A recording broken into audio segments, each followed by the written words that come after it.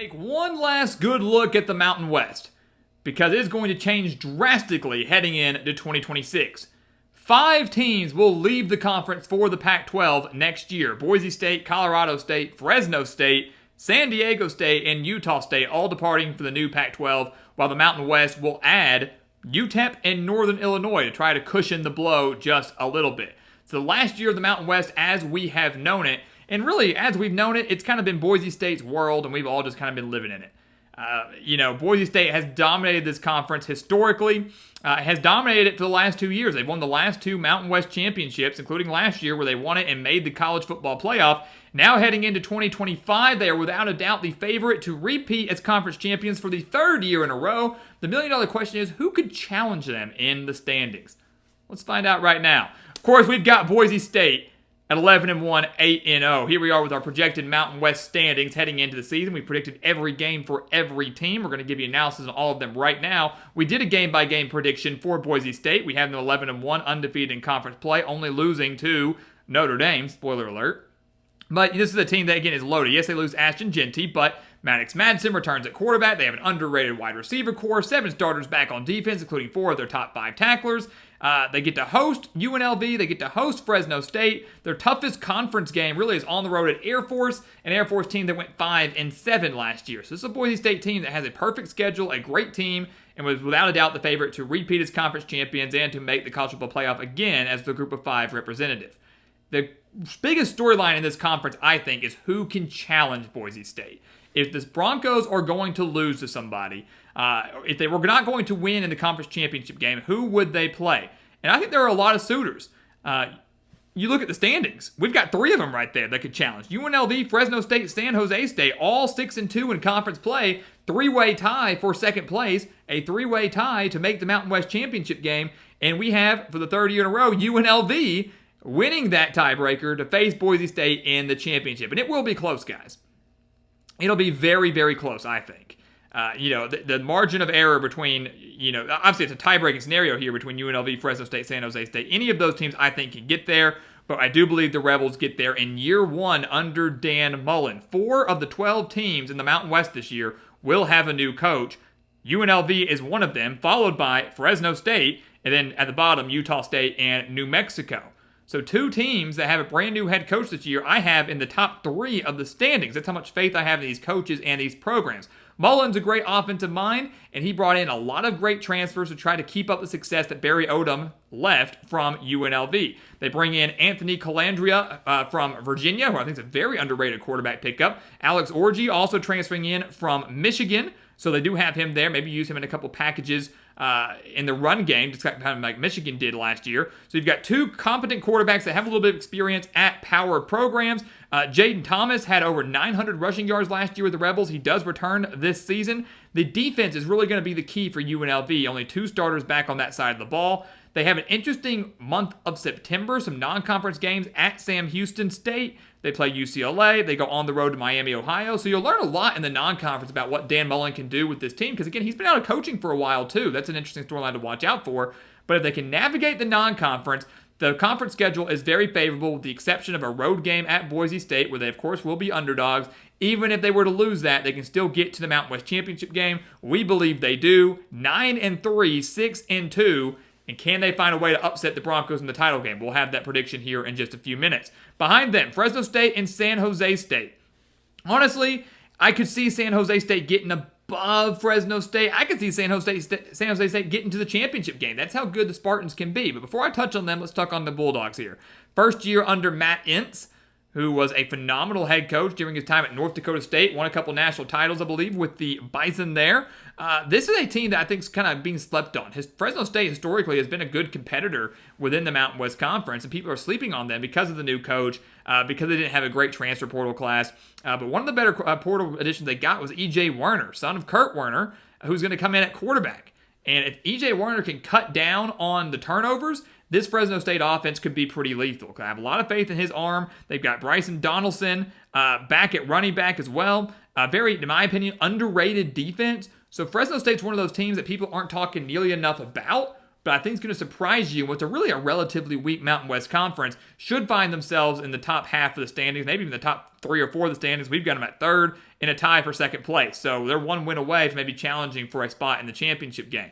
Same can be said for San Jose State, who I have going 9-3, 6-2 in conference play. The 9-win season would be their most wins in a season since 2012, when they went 11-2. Ken Niumatalolo was phenomenal last year. First year with the Spartans, who historically have not been a great program. Very difficult place to win. He led them to a bowl game, went 7-6, 3 one-possession losses, so easily could have been a much better year for San Jose State. Walker Eget does return at quarterback. That's a huge pickup, or I guess huge return, I should say, for San Jose State. They've got a really good running back core, like 3 capable running backs that can run this offense for the Spartans. 6 starters back on defense. I've got them beating Stanford on the road. If you disagree with that, they maybe could go 8-4 if 9-3 seems a little high. Obviously, whatever happens against Stanford is not going to affect them in the conference standings. They do avoid Boise State. They do avoid UNLV. And they host Fresno State. So if they want to find a way to break through for the Mountain West Championship game, if they want to, maybe shock some people, this is the year to do it because they've got the team to do it. They've got the schedule to do it. I just think they ultimately fall just short. But still, a 9-win season, a great shot at a championship appearance, but regardless, shot at a 10-win season and will be in a very good bowl game. After that, you see a minor drop-off. Air Force, Colorado State, Hawaii. We have all those teams going bowling, and that ends the amount of teams that we have going bowling. The other 5 teams, which we'll touch on in a second, we have just missing out. Air Force and Colorado State in a tie there, 7-5, 5-3. Obviously, I love Troy Calhoun. Love all the military programs, Army, Air Force, Navy. Their offenses are so much fun to watch. So much respect for these programs. So much respect for all their head coaches.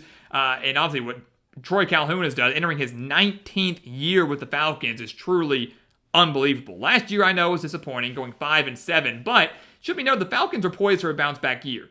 They're not going to win, I think, 9, 10 games, maybe 11 games like we've seen them do in the past, but they're going to bounce back. They won their final 4 games last year, so they kind of ended with a lot of momentum, started to figure things out. Now the offensive line's a lot more experienced. They do return their leading rusher in Dylan Carson. They have 5 starters back on defense, so that should return to form. Last year was kind of an anomaly for the Falcons. I don't expect a repeat this year. Got them at 7-5, and again, 1 or 2 upsets away from really flirting with the Mountain West Championship bid, but regardless, a winning season after a disappointing losing one just the year prior. Colorado State right behind them. A lot of props to Jay Norvell for what he's done with this Rams program. Led them to a bowl game last year. Got them at 8-5. Had an 8-4 regular season. This year, I think they have them in contention again. I really like Braden Fowler-Nicolosi back at quarterback. That's huge for them. A veteran QB is always big for any team, definitely so for the Rams. They have an underrated running back core. Despite losing Avery Morrow, this is a running back team, or a running back core that's really underrated for Colorado State. So a veteran quarterback, solid running backs. I think the wide receivers will build chemistry quicker than people think. And I think the defense is going to be better than people think as well. Despite only returning 2 starters, the Rams have a lot of talent there. And a lot of, some veteran leadership. Guys maybe weren't starters, but guys that are juniors and seniors for Colorado State that can step up on the defensive side of the ball. Don't sleep on them. They're not. I don't think they're Mountain West or championship caliber by any means, but in their final year in the conference, I do believe they get a winning season and go to another solid bowl game. So Jay Norvell, major props to him. And then Hawaii, last team that goes bowling in the Mountain West in our projected standings. How about the Rainbow Warriors? I think they finally break through and get to a bowl game. They should have been in one last year. They went 5-7. They had 3 one-possession losses. Like, they were so close. I think they get over the hump this year. This is by far Timmy Chang's best team he's had back at Hawaii. Micah Alejado at quarterback is extremely underrated. Going to run this offense perfectly. I think he's a great fit for what Chang's trying to run here. They've got 9 starters, back on defense. A defense that improved by nearly a touchdown last year. Hawaii's defense improved by 6.2 points per game.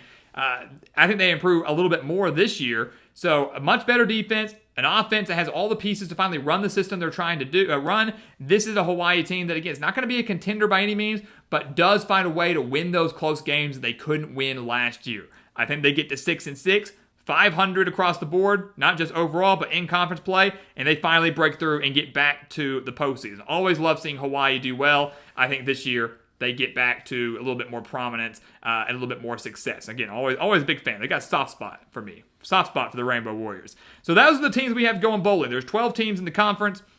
We've got 7 of them making the postseason. 5 of them, unfortunately, fall short. Utah State, Nevada, San Diego State, Wyoming, and New Mexico. And I think some of those are pretty self-explanatory, maybe expected.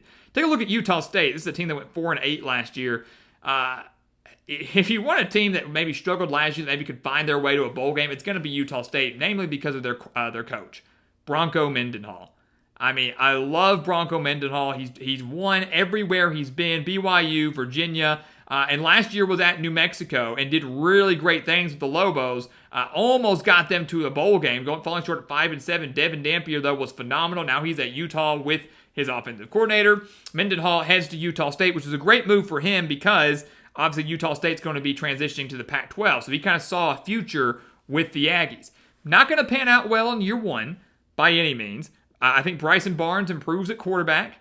I think the defense improves a little bit. They'd kind of have to after giving up 38 points per game last year. So Utah State still has a lot of questions they've got to answer, but Mendenhall is a phenomenal coach. It's a rebuilding year, and I think their first year in the Pac-12 could actually be a lot better than people realize. But this year, they got to go through some growing pains. 4-8, 2-6. 3 teams actually in a row at 4-8, 2-6. Nevada and San Diego State right behind them. The Wolfpack were a team that was much better than their 3-10 record showed last year. They were very competitive across the board. 6 losses by 1 possession. 6 losses by 1 possession for Nevada last year. So logically, you'd say, well, God, if they were that good last year, maybe good, but they were that close last year. Surely they can break through this year. I just don't think so. Even though the Mountain West is relatively weak, the Wolfpack still have a lot of questions. Does Chubba Purdy as a full-time starter really pan out? Is he going to live up to the hype that we've been hearing about for years? Does the defense with only 2 starters really pan out? That was a downfall for Nevada at times last year too. So I do think they're competitive. I think they improve on last year's win total. They get an extra win in there, but I just don't see them bowl eligible just yet. Could be next year though. San Diego State, in year 2 under Sean Lewis. Think he'll start to get this team more competitive as well. They went 3-9 last year and only averaged 21 points per game. The Aztecs, I think, improve. I think they improve by a win. I think they're more competitive. They add Jaden Denigal in from Michigan at quarterback. Might fit Lewis's system a little bit better. They've got 10 starters back on defense. They should be much better after giving up nearly 28 points per game. So I think this is a team that, again, improves a little bit, but is still a year or 2 away from really breaking through. And that's if San Diego State's going to be patient enough with Sean Lewis as they prepare to make that transition to the Pac-12. They expect to be more competitive in a tougher conference. And then Wyoming and New Mexico. Look, I hate having Wyoming this low, and maybe I'm going to be on the wrong side of this, having them at 3-9. Maybe they find a way to get to 4-8 or 5-7. But the Cowboys have a really brutal schedule. They've got to play Utah, on the road to Colorado, UNLV, San Jose State, at Air Force, at Fresno State. Only 3 starters return on defense. 9 are back on offense, but that offense was atrocious. Do we really think they're going to improve by that much? Probably not. So I think the Cowboys, again, statistically are better, competitively are better, but win-wise, probably not so much. They matched last year's win total at 3-9. In New Mexico, definitely a major rebuilding year for them. Last year was the year. If they wanted to make a bowl game, they needed to do it last year. They fell just short. Major reason why was their defense. Now they've got a new head coach in Jason Eck coming in from Idaho. They practically lose everybody on the offensive side of the ball. The defense gave up 38 points per game. It's certainly a rebuilding year for them as the Lobos continuously struggle, and they will again in 2025. 2-10, 1-7 in conference play.